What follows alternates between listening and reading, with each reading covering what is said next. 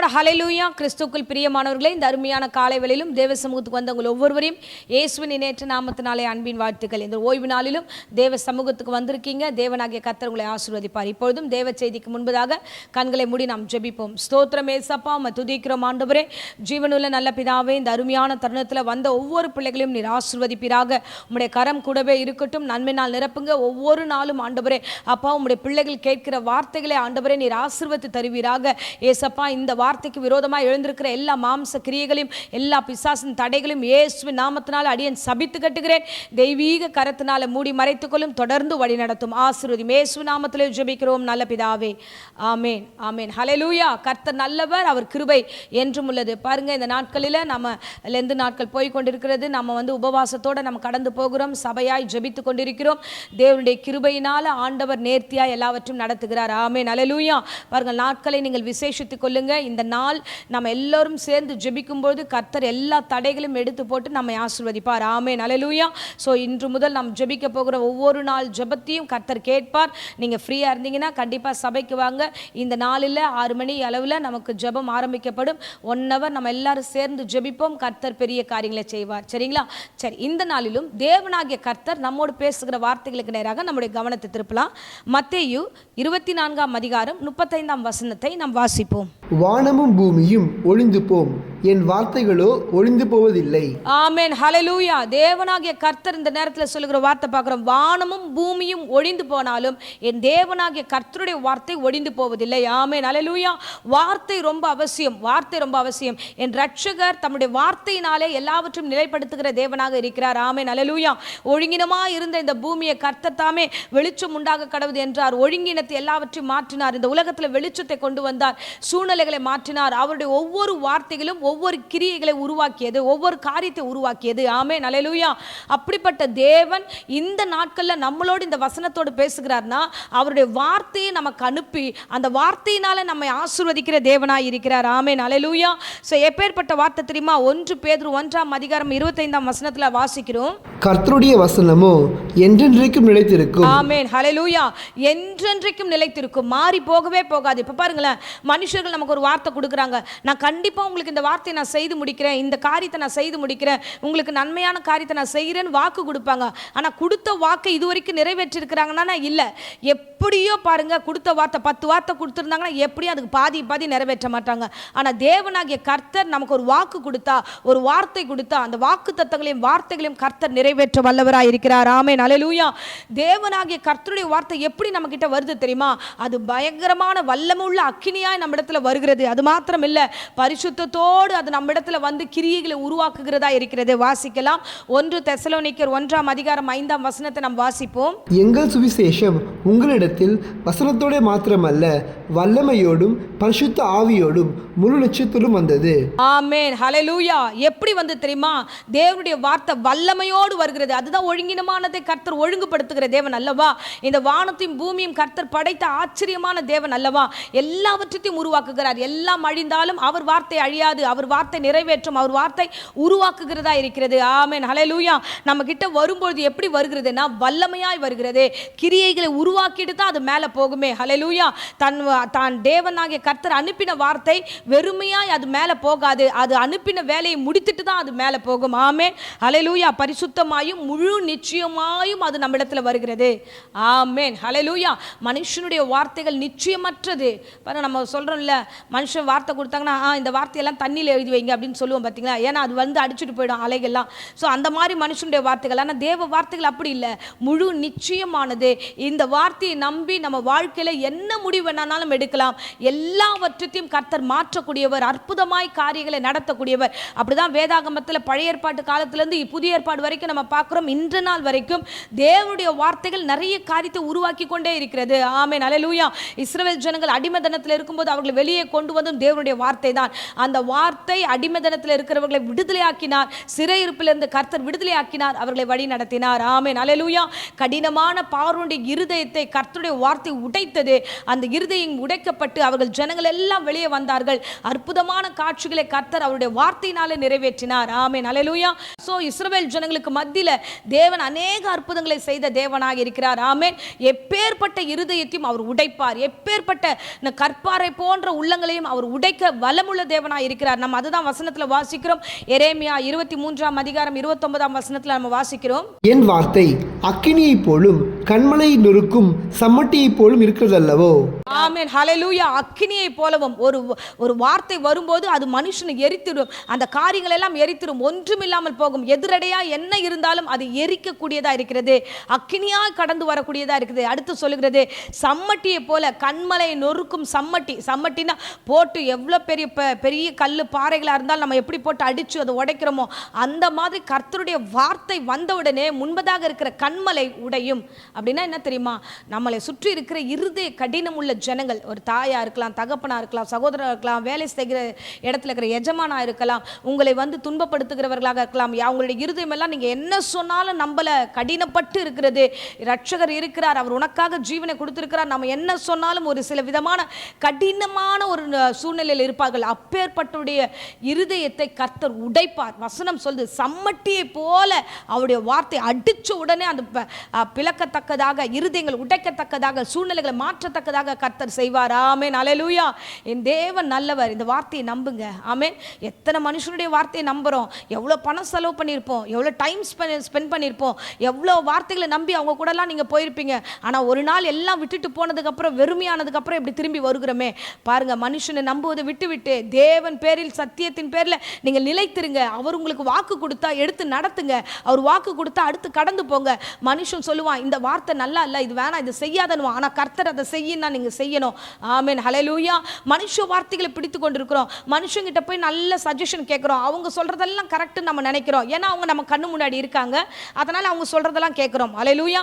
அதனால தான் பிரச்சனை வரும்போது அவங்க விட்டுட்டு ஓடிடுறாங்க. ஆகையால நாம நம்முடைய வாழ்க்கையின் பயணத்தில், நம்முடைய வேலையின் காரியங்களில், நம்முடைய ஊழியத்தின் பாதையில் கர்த்தர் என்ன வார்த்தை கொடுக்கிறார், கர்த்தர் வாக்குத்தத்தை என்ன கொடுத்திருக்கிறார், நீங்க உபவாசம் வச்சு போயிட்டு இருக்கீங்க, கர்த்தர் என்ன பேசுகிறார் அதை கையில வச்சுக்கோங்க. அவர்கள் ஒரு நாளும் பாருங்க, அந்த வார்த்தைகள் ஒரு நாளும் ஒழிந்து போவதில்லை. யார் ஒழிந்தாலும், யாருடைய வார்த்தை ஒழிந்தாலும் கர்த்தருடைய வார்த்தை ஒரு நாளும் ஒழியாது. கர்த்தர் உங்கள் வாழ்க்கையில பெரிய கிரியைகளை செய்வார். ஆமென், அல்லேலூயா. கடினப்பட்ட இருதயம் உள்ள ஜனங்க கிட்டேயே போய் நம்ம திரும்ப திரும்ப திரும்ப நிற்கிறோம். இல்ல, நீங்க ஒரு நிமிஷம் திரும்பி கர்த்தரை நோக்கி பாருங்க, கர்த்தரை நோக்கி பாருங்க, ஜெபம் பண்ணுங்க. ஜெபம் பண்ணிட்டு நீங்க திரும்பும்போது கடினமான இருதயத்தை சம்மட்டியை போல அடித்து உடைக்கிற போல கர்த்தருடைய வார்த்தை போகும். மனுஷனுடைய காரியங்கள் எல்லாம் மாறுதலா மாறும். அப்படிதான் இஸ்ரவேல் ஜனங்களுடைய வழியில பார்த்தீங்கன்னா, ஒரு முறை அவர்கள் கடந்து வருகிறார்கள். அவர்கள் வழியில வனாந்தத்தில் வரும்போது ஒரு பெரிய தடை அவர்களுக்கு வருகிறது. அவங்க வழியில வனாந்தத்தில் வரும்போது அவங்களுக்கு தண்ணீர் தேவைப்படுகிறது, அங்க தண்ணி இல்லை. இப்பேற்பட்ட சூழலில் ஜனங்கள் புலம்ப ஆரம்பிக்கிறார்கள், மோசேக்கு விரோதமா பேச ஆரம்பிக்கிறார்கள். ஐயோ, இந்த வனாந்தத்தில் கொண்டு வந்து எங்களை விட்டுட்டீங்களேன்னு சொல்லிட்டு புலம்பும் போது மோசே தேவனை நோக்கி ஜெபிக்கிறார். ஆண்டவரே, இந்த ஜனங்களுக்கு முன்பதாக நான் என்ன பண்ணுவேன், இந்த வனாந்தரத்தில் நான் என்ன பண்ணுவேன், இவ்வளோ பேருக்கு நான் தண்ணிக்கு எங்க போகணுவது? கர்த்தராகிய தேவன் பேசுகிறார்.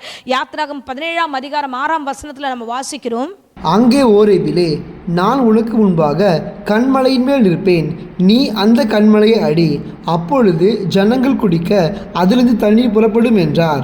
ஆமென், ஹல்லேலூயா. பாருங்க, ஓரேபில நான் நிற்பேன், நீ போய் அந்த கண்மலையை போய் ஒரு அடி அடித்தா அங்கிருந்து தண்ணி வரும்னு சொல்லும்போது அந்த வனாந்தரத்தில் ஜனங்க புலம்புற இடத்துல கர்த்தர் அந்த கண்மலையிலிருந்து தண்ணீரை வர வைத்தார். ஆமென், ஹல்லேலூயா. ஸோ இந்த புலம்பலான வாழ்க்கையில் இருக்கீங்களா, எல்லா புலம்பலோடு சுற்றிக்கிட்டு இருக்கீங்களா, என்ன பண்ணுறதுன்னு தெரியலையா? தேவன் மட்டும்தான். அந்த உபவாச ஜபத்தை விட்டுறாதீங்க. ஆண்டவரோட முழங்கால் படிட்டு போராடுங்க. கர்த்தர் வார்த்தை கொடுப்பார். அந்த வார்த்தை உங்கள் வாழ்க்கையில பெரிய கிரியைகளை உண்டாக்கும். இஸ்ரவேல் ஜனங்கள்கிட்ட ஆண்டவர் பேசினார். அந்த கண்மலை அடி என்னும்போது அந்த கோலினாலே அவன் தட்டுகிறான். அந்த போட்டு அடிச்ச உடனே தண்ணி வருகிறது. அநேக ஜனங்கள் அந்த சூழ்நிலையில எல்லா கிரியையும் கர்த்தர் மாற்றினார். ஆமென். கண்மலையை பிளக்குகிற தேவன் உங்கள் மத்தியில் இருக்கிறார். உங்கள் வீட்டின் சூழ்நிலையின் இருதய கடினங்களை உடைக்கிறவர் தேவன் உங்கள் மத்தியில் இருக்கிறார். எல்லாவற்றும் அவர் மாற்றுவார். உங்கள் வீட்டிலிருந்து ஜெபிக்கிற ஜெபங்களை கர்த்தர் நிச்சயமாய் கேட்பார். கேட்டு உங்களை ஆசீர்வதிப்பார். பாருங்க, இது மாத்திரம் அல்ல, உலர்ந்து போய் ஒன்றுமில்லாத இடத்திலையும் கர்த்தருடைய வார்த்தை உள்ள போகும்போதே எல்லாம் உயிரடைகிறது என்று வேதம் சொல்கிறது. வாசிக்கலாம். எசேக்கியேல் 37 அதிகாரம் 6 வசனத்தை வாசிச்சோம் என்றால், ஒரு பள்ளத்தாக்கு எங்கும் பார்த்தீங்கன்னா வெறும் எலும்புகுடு, அங்க சதை இல்லை, நரம்பு இல்லை, ஒன்றும் இல்லை, பள்ளத்தாக்கு முழுக்க இருக்கிறது. அந்த இடத்துல எசேக்கியேலை கொண்டு போய் தேவன் நிறுத்துகிறார். நின்ற உடனே அதை பார்க்க சொல்றார். இது பார், இதெல்லாம் உயிரடையுமா அப்படின்னும் போது, ஆண்டவரே எனக்கு தெரியாது, அது உமக்கு தான் தெரியும் சொல்றாரு. அப்ப கர்த்தர் சொல்றாரு, நீ இதை பார்த்து நீ தீர்க்க தரிசனம் உரைக்க வேண்டும் என்று ஆண்டவர் வார்த்தையை கொடுக்கிறார். வாசிக்கலாம். 37 அதிகாரம் 6 வசனம். நான் உங்கள் மேல் நரம்புகளை சேர்த்து உங்கள் மேல் மாம்சத்தை உண்டாக்கி உங்களை தோலினால் மூடி உங்களில் ஆவியை கட்டளையிடுவேன். அப்பொழுது நீங்கள் உயிரடைந்து நான் கர்த்தர் என்று அறிந்து கொள்வீர்கள் என்று உரைக்கிறார் என்று சொல் என்றார். ஆமென். அதிலே 10வது வசனத்தை வாசிப்போம். எனக்கு கற்பிக்கப்பட்டபடி நான் தீர்க்கதரிசனம் உரைத்தேன். அப்பொழுது ஆவி அவர்களுக்குள் பிரவேசிக்க அவர்கள் உயிரடைந்து காலூன்றி மகா பெரிய சேனையாய் நின்றார்கள். ஆமென். ஹல்லேலூயா. கர்த்தர் நல்லவர், அவர் கிருபை என்றும் உள்ளது. வேதத்துல நம்ம வாசிக்கிறோம். அப்போ ஒன்றும் இல்லாத இருக்கிற அந்த எலும்புகளை பார்த்து, உங்களுக்குள்ள நான் நரம்புகளை உருவாக்குவேன், மாம்சத்தை உருவாக்குவேன், தோலை உருவாக்குவேன். ஆண்டவர் ஒவ்வொன்றாய் அவர் வார்த்தை அனுப்புகிறார். ஆமென். ஹல்லேலூயா. சுற்றி இருக்கிற ஜனங்கள், சொந்த பந்தங்கள், உறவுகள், உங்கள் வீட்டின் காரியங்கள், உன் தாய் தகப்பன்கள் உலர்ந்து போயிருக்கலாம், ஒன்றுமில்லாமல் இருக்கலாம். இவங்க ரட்சிப்படைய வாய்ப்பே இல்லாத ஒரு சூழ்நிலை உங்கள் வீட்டின் சூழ்நிலைகள் காணப்படலாம். ஆமென். ஹல்லேலூயா. அந்த சூழ்நிலையில நீங்க அந்த எலும்பு கூட பார்க்காதீங்க, அந்த பிரச்சனையை பார்க்காதீங்க, அந்த இருதய கடினத்தை பார்க்காதீங்க, தேவனை மாத்திரம் பாருங்க. ஏன்னா கர்த்தர் சொல்லுகிறார், நான் அந்த எலும்புகளுக்கு நான் நரம்புகளை கொடுப்பேன், தோலை கொடுப்பேன். கர்த்தர் ரொம்ப அழகாய் பேசுகிறார். மாம்சத்தை கொடுப்பேன், அவர்களுக்கு ஜீவனை கொடுப்பேன் என்று சொல்லி அவர்களை பார்த்து ஆவியை உள்ளே அனுப்புகிறார். அவைகள் மகா பெரிய சேனையா எழுந்திருக்கிறது. ஆமென். அல்லேலூயா. என் அன்பு பிள்ளையே, தேவனால எல்லாவற்றையும் மாற்ற முடியும். உயிரற்றதை உயிரடைய செய்ய முடியும். கர்த்தருடைய வார்த்தை பெரிய காரியங்களை செய்யும். அதுதான் புதிய ஏற்பாட்டிலையும் பார்க்கிறோம்.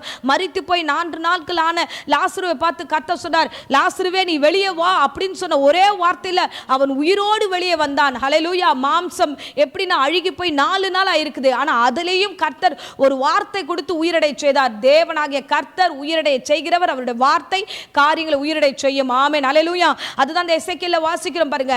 மரித்தது ஒன்றும் இல்லாதது வெறும் எலும்பு ஒரு சேனையாய் மாறுகிறது. இன்றைக்கு பிரசங்கத்தை கேட்கிற அருமையான பிள்ளைகளை, உங்கள் வீடுகளில் மிகப்பெரிய காரியத்தை அவர்களை கொண்டு கர்த்தர் செய்ய போகிறார். உங்கள் கண் காணத்தக்கதாய் கர்த்தர் செய்வார். நீங்கள் எழுந்து நின்று மகா சேனையாய் நிற்கத்தக்கதாய் உங்களையும் உங்கள் காரியங்களையும் எல்லாவற்றையும் கர்த்தர் ஆசீர்வதிப்பார். ஆமென். ஒரு நாளும் என் தேவனாகிய கர்த்தர் நம்மளை கைவிடவே மாட்டார். ஆமென். ஹல்லேலூயா. நீங்க பாருங்களேன், லூக்கால நம்ம ஒரு வார்த்தை வாசிக்கிறோம். ஒரு 100க்கு அதிபதி என்ற ஒரு மனிதன், அவனுக்கு வேலைக்காரன் ஒருவன் இருக்கிறான். அவன் வியாதிப்பட்டு விழுந்து கிடக்கும் பொழுது அவன் இயேசு கிறிஸ்து கிட்ட போற, ஆண்டவர் கிட்ட போய் இந்த 100க்கு அதிபதி போய் வேண்டிக் கொள்ளுகிறான். என் வேலைக்காரன் ரொம்ப மோசமா இருக்கிற ஆண்டவரே, அவன் வியாதிப்பட்டு இருக்கிற ஆண்டவரே, அவனால இந்த இடத்துக்கு வர முடியாது. ஆனா ஆண்டவரே, நான் நம்புறேன், நீங்க ஒரு வார்த்தை இங்கிருந்து சொல்லுங்க, என் வேலைக்காரன் சொஸ்தமாவான் என்று அந்த 100க்கு அதிபதி அவன் விசுவாசித்தான். வாசிக்கலாம். லூக்கா 7 அதிகாரம் 7 வசனத்தை வாசிப்போம். நான் உம்மிடத்தில் வரவும் என்னை பாத்திரனாக எண்ணவில்லை, ஒரு வார்த்தை மாத்திரம் சொல்லும், அப்பொழுது என் வேலைக்காரன் சுஸ்தமாவான். ஆமென். ஹல்லேலூயா. ஆண்டவரே, நீர் எங்க வீட்டுக்கு வரத்துக்கு நான் பாத்திரவான் இல்லை, ஆனா நீர் ஒரு வார்த்தை சொல்லும், அவன் சொஸ்தமாவான் என்போது என் தேவனாகிய கர்த்தர் அவனை சுகப்படுத்துகிறார். உன் விசுவாசத்தின்படி ஆக கடவுது என்று சொல்லி ஆசீர்வதித்து கர்த்தர் அனுப்புகிறார். ஆமென். ஹல்லேலூயா. ஆமென். ஹல்லேலூயா. தேவனாகிய கர்த்தர் விதமாய் அவன் விசுவாசத்தை கண்டு நீ போன்னு சொல்லி ஆசீர்வதிக்கிறார். அவன் விசுவாசத்தை கண்டார். ஆமென். ஹல்லேலூயா. அதுதான் முதல்ல நம்ம வாசிச்சோம். வானமும் பூமியும் ஒழிந்தாலும் அவருடைய வார்த்தை ஒரு நாளும் ஒழிந்து போவதில்லை. அதை நாம் விசுவாசிப்போம். உங்க வாழ்க்கையிலும் பெரிய காரியங்களை கர்த்தர் செய்ய போகிறார். வாக்குத்தத்தங்களை பற்றிக்கொண்டு ஜெபம் பண்ணுங்க, உபவாசித்து ஜெபம் பண்ணுங்க.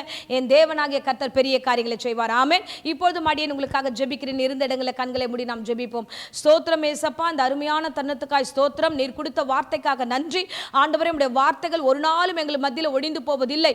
மரித்த காரியங்களை உயிரடைய செய்கிற தேவன் அல்லவா, வியாதிகளை சுகப்படுத்துகிற தேவன் அல்லவா, ஒன்றுமில்லாத வனாந்தரத்தில் உம்முடைய வார்த்தைகளை அனுப்பி தண்ணீரை கொடுத்த தேவன் அல்லவா.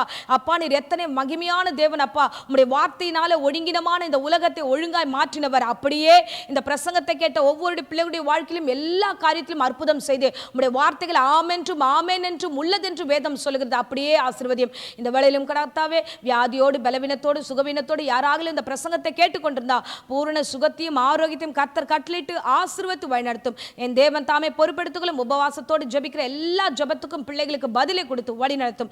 இயேசுவின் நேற்று நாமத்திலே ஜெபித்து ஆசீர்வாதத்தை ஒப்புக் கொடுக்கிறேன் ஜீவனுள்ள நல்ல பிதாவே. ஆமென், ஆமென். Praise the Lord. God bless you.